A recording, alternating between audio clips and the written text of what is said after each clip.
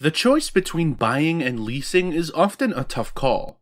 On the one hand, buying involves higher monthly costs, but you own an asset, your vehicle, in the end. On the other hand, a lease has lower monthly payments and lets you drive a vehicle that may be more expensive than you could afford to buy. But you get into a cycle where you never stop paying for a vehicle. With more people choosing a lease over a loan than they did just a few years ago, the boom in leasing isn't stopping anytime soon. Buying a vehicle with a conventional car loan is pretty straightforward. You borrow money from a bank, credit union, or other lending institution and make monthly payments for some number of years. A chunk of each payment is put towards paying interest on the loan, and the rest is used to pay down the principal. The higher the interest rate, the higher the payment.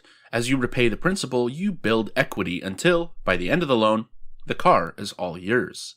You can keep the car as long as you like and treat it as nicely, or poorly, as you want. The only penalties for modification or abuse could be repair bills and a lower resale value down the road. As car prices rise, now averaging over $38,000, and buyers start to demand the latest safety features that are available only on newer cars, leasing a vehicle has become a mainstream alternative to buying. With a lease, buyers make a monthly payment to drive a new car for a set term. That payment is often less than the monthly cost of financing a new vehicle, but buyers must return the car at the end of the lease term. With more people than ever working from home, the mileage restrictions on a lease may not be a factor for a lot of shoppers.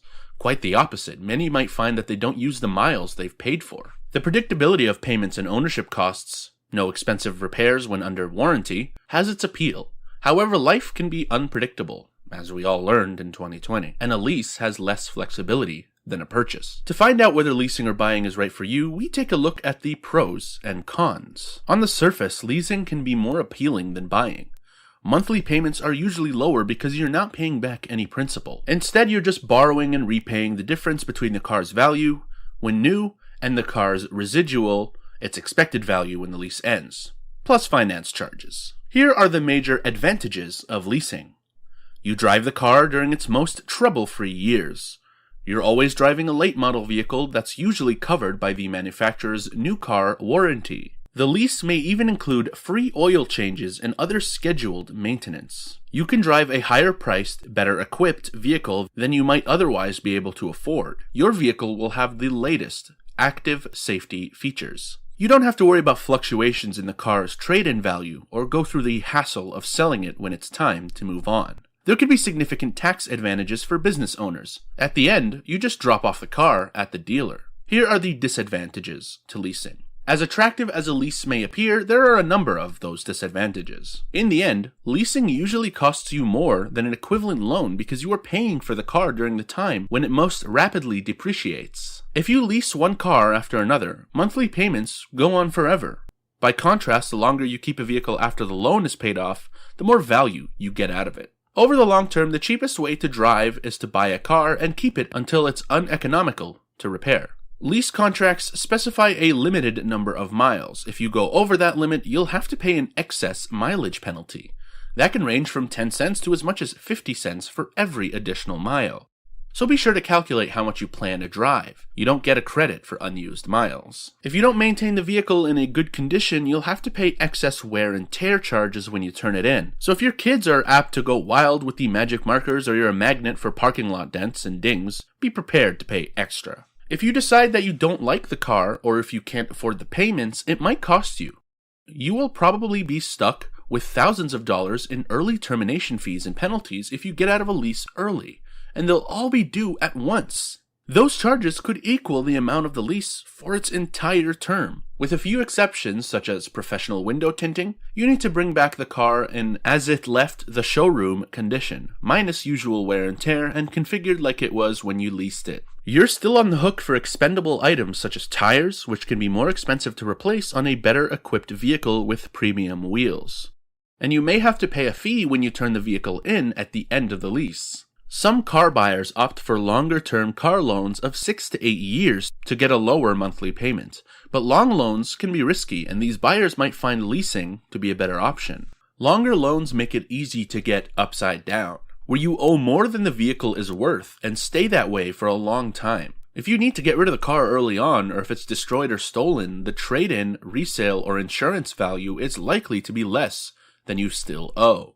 Buying a car with a loan isn't the way to go if you want to drive a new car every couple of years. Taking out long-term loans and trading in early will leave you paying so much in finance charges compared with principal that you'd be better off leasing. If you can't pay off the difference on an upside-down loan, you can often roll the amount you still owe into a new loan, but then you end up financing both the new car and the remainder of your old car. If your goal is to have low monthly payments and drive a new vehicle every few years with little hassle, then leasing may be worth the additional cost. Be sure, however, that you can live with all the limitations on the mileage, wear and tear, and the like.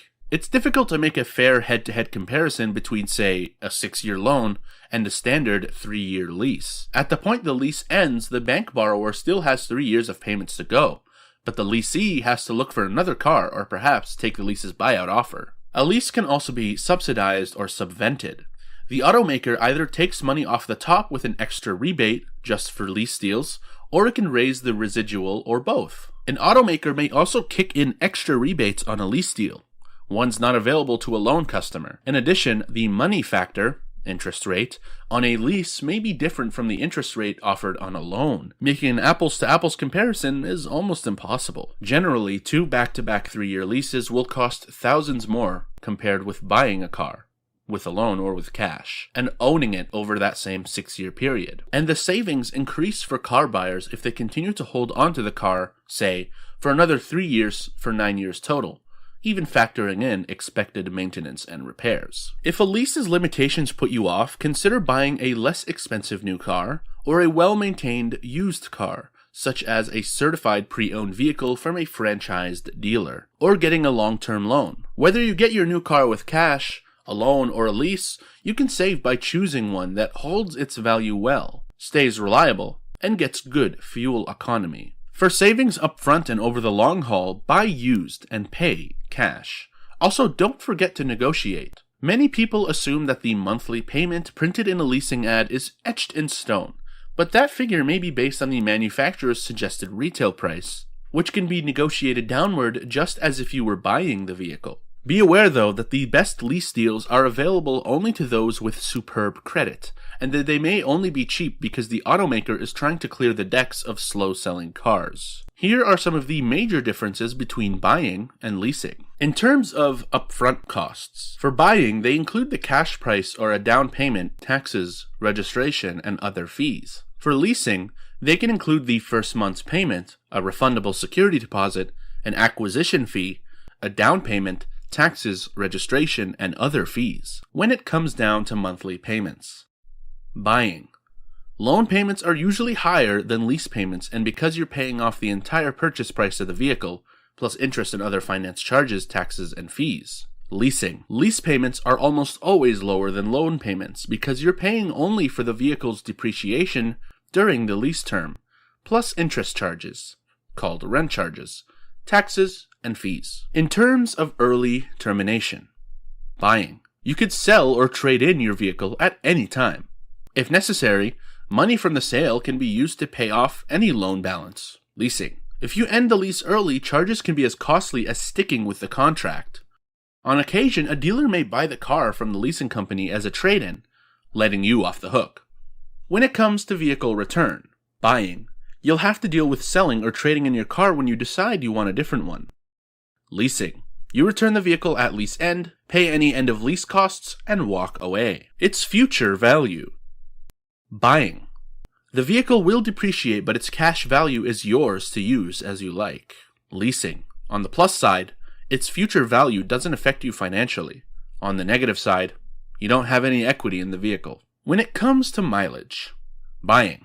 You're free to drive as many miles as you want, but keep in mind that higher mileage lowers the vehicle's trade-in or resale value. Leasing. Most leases limit the number of miles you may drive, often 10,000 to 12,000 per year. You can negotiate a higher mileage limit. You'll have to pay charges for exceeding your limits. In terms of excessive wear and tear. Buying. You don't have to worry about wear and tear, but it could lower the vehicle's trade-in or resale value. Leasing. Most leases hold you responsible. you'll have to pay extra charges for exceeding what is considered normal wear and tear. If you enjoyed this video, make sure to leave a like and feel free to subscribe to stay updated with our future videos. Thanks for watching.